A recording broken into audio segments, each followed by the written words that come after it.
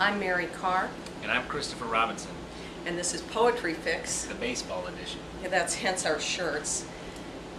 New stadium in New York City, Yankee Stadium, and we're going to do some baseball haiku. Why don't you tell everybody what a haiku is? Haiku is a Japanese form that's done syllabically, 5 syllables the first line, 7 syllables the second line, and 5 syllables the third line. Which adds up to 17 syllables.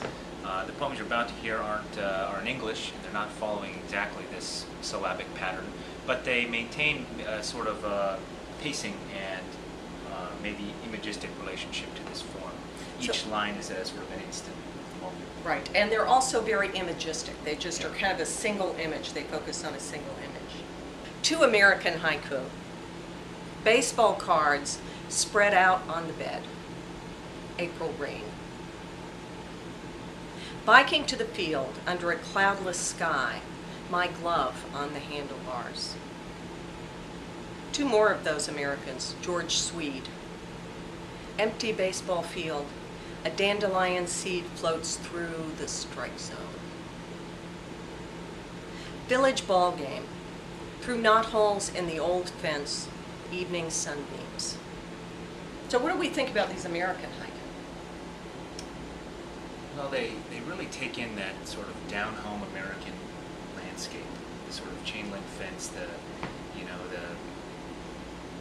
big green field.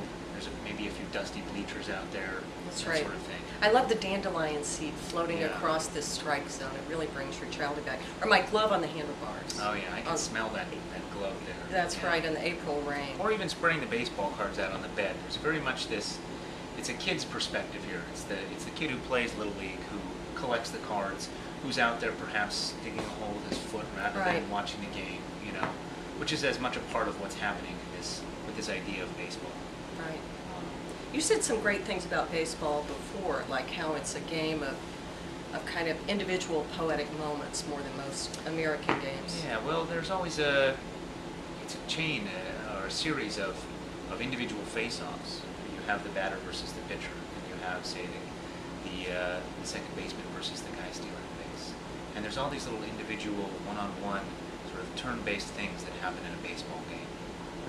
Which maybe makes haiku the perfect form to represent it. That's really cool. I never thought of it that way. Little right, moments. right. Basketball, I also like that there's all this sneakiness going on, that the runner's always trying to fake out the pitcher, and the pitcher's trying to fake out the batter, and the people are bunting and pretending they're not going to bunt and then bunting anyway. I like the deception. Yeah. In it.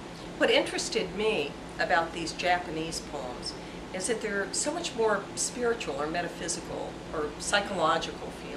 Than the American counterparts. Yeah, the Americans are about evoking a feeling of a place, and the Japanese feel more inward. Here's one, Imai Sei. After the error, the player still faces the outfield, towering clouds. Sort of like you fail and you feel this overwhelming sense of the clouds. And this one is almost a meditation on eternity. Lost in the lights, the high fly ball that never comes down. There's also a much more stadium sort of feel to this. That's right. It's you're not in a rural chain link surrounded field. Yeah, for them the big moment is a moment of performance.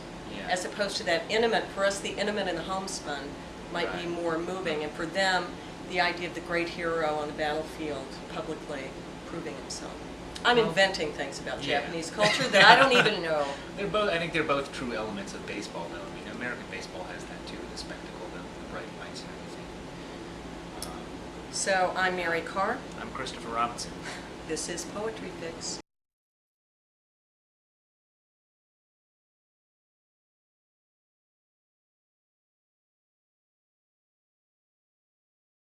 I'm Mary Karr. And I'm Christopher Robinson. And this is...